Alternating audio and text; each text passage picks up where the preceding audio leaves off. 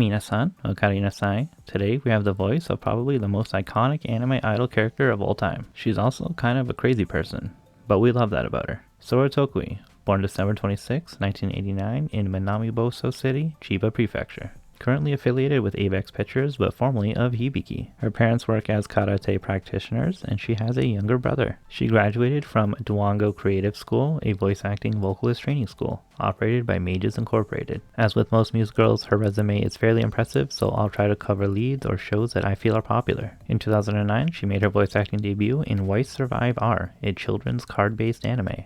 Seems to be a lot of those. She voiced the character Himimiya. Sorry for the really low-res photo, it's literally the only one I could find. Probably because the character is super minor. But in December of the same year, she began to sing in the group Milky Homes, alongside her future fellow Muse member, Suzukoma Mori. This group consists of the four main voice actresses in the media franchise Tantei Opera Milky Homes. In 2010, the anime version of Milky Homes started to air, and she voiced her character Nero Yazurisaki. In 2011, her own original series, Maho Shoujo Jitaku-chan, began serialization in Otapoke magazine. In 2012, she was appointed as the tourism ambassador for her hometown of Minamiboso in southern Chiba Prefecture. She would also lend her voice to Sasami Sasegawa in Little Busters and Juna Daitoko in Robotics Notes. 2013, she was Hornet in the wrestling anime Wanna Be the Strongest in the World, Katya in Fantastita Doll, and Luna Tsukuyomi in Daybreak Illusion. But this year was also her very iconic role of Nico Yazawa in Love Live School Idol Project. You know, the one that always says,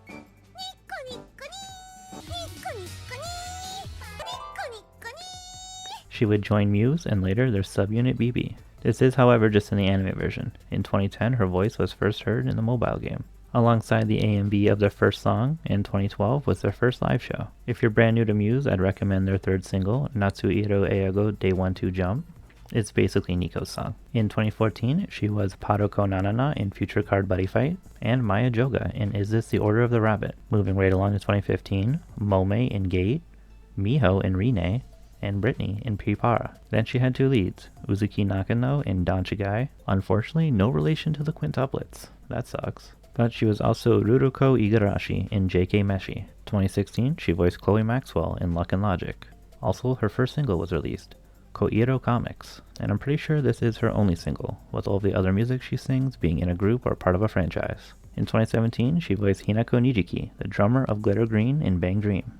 Glitter Green being one of the bands that does not perform in live action, so I don't think we'll be seeing Soromaru crushing the drums anytime soon. That's a big sad face for that one. I honestly think she fits the drummer persona perfectly. But she also voiced Hirari Kanzaki in Blend S, which she did do a live show as, with the whole cast. To end off this year, the anime Makaruna Aku no Gundam began to air, which is based off of her manga of the same name. 2018, she would voice TM Opera O in Uma Musume, a series about horse girls that are kind of also idols, and all of the characters are actually based off of real-life racing horses. She voiced the fox girl Kuno in High School DD, and was Papuko in the 10th episode of Pop Team Epic, which, if you're unfamiliar with, the characters have different voices in every episode and the show itself is just chaos. She was also Shiori in Zombieland Saga and Hanabi in Senran Kagura Shinobi Masters. This year, she also announced on Twitter that she will be leaving Hibiki in March and joining a new agency, Avex Pictures. 2019, she voiced Reina in Didn't I Say to Make My Abilities Average in the Next Life? Light novels, man. I'll just never understand. Good show though, the opening is a banger, which she actually sings with the main cast. She was also Black Medea in Assassin's Pride, another good show with a great opening. This one she doesn't sing though. Having another lead of Suzu Kurokawa in Kiratopi-chan's second season, and she was Yukikaze in Demon Lord Retry. Really good year for her. Time for 2020. She voiced Rima, the llama girl in Princess Connect, and Akari Nita in the ever so popular Jujutsu Kaisen, also Kurumi Nekomai in Setten Academy, a really cute animal show.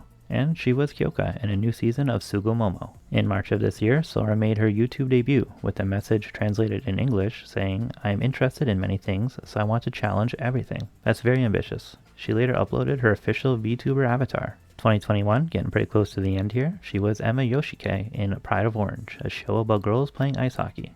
The show itself is whatever, I guess, but the cast for the series is actually stacked with other idol seiyuu. She was Saki Sakuragawa in Pretty Cure Tropical Rouge, now in Banished from the Hero's Party, then reprising her role of Sasami from Little Busters in the spin-off Kaginado, which is like Isekai Quartet but with the sad shows, like Little Busters, Clannad, and Angel Beats. This year of 2022, her only new role was Kei in a new season of Yatogame-chan. Next year, she will voice Gloria in My One Hit Kill Sister. She's been in around 20 video games over the years, with some notable ones being The Usual Suspects, Magia Record, Arc Knights, Girls' Frontline, and Blue Archive, reprising her roles in Love Live, Princess Connect, and Senran Kagura, but also being in Danganronpa V3 Killing Harmony. Sawamaru has also done dubbing for Western cartoons, voicing Blossom in Powerpuff Girls, and Applejack in My Little Pony, and a live-action dubbing for Pretty Little Liars Original Sin.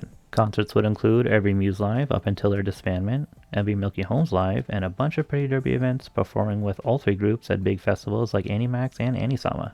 Shoutouts to all the times Milky Holmes and Iris did crossovers at Anisama.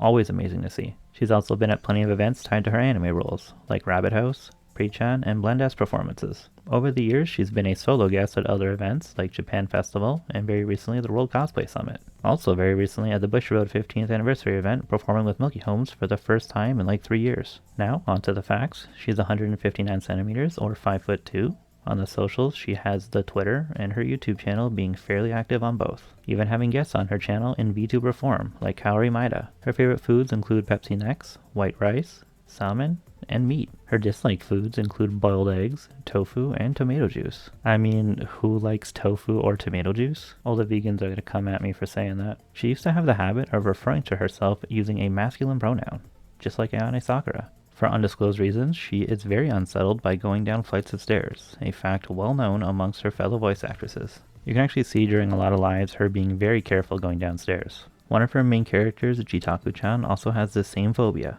This character is actually based largely on the personality and experiences of Sora, who is a self-admitted home security guard, which is a term used to describe a stay-at-home nerd. So you and me.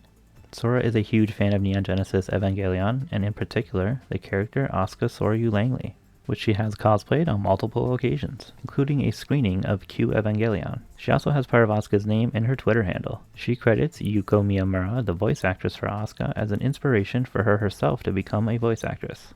In February 2015, she displayed a screenshot showing her donation to a crowdfunding project to send a replica of the Spear of Longinus to the moon, which is an item from the anime for those who are unaware. Due to her long working history with Suzuko Momori, the pair have a very close friendship. They often celebrate their birthdays together, along with other voice actresses from Milky Holmes. She is also a very heavy fan of the Nico Maki pairing, alongside Vile. When it comes to her subunit BB, her relationship with the other Seiyu does not appear to be as close as with the other members of Muse.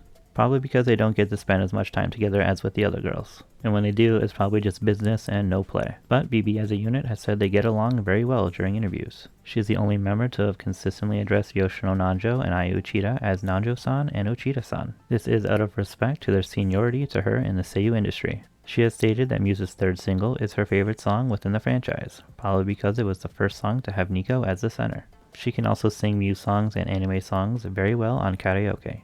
Big shocker, I know. She admitted that she started playing School Idol Festival on an iPod Touch because she still had a flip phone in 2013. But she always enjoyed seeing other people playing Cyphus on the train, even if Nico wasn't on their team. Penultimate fact here, she reviews her Japanese Wikipedia page from time to time and has pointed out many inaccuracies in it. However, she does not seem to edit the article despite noticing its mistakes, which actually kind of sucks that anyone can write anything, and since I don't speak Japanese, I really can't fact check every single thing.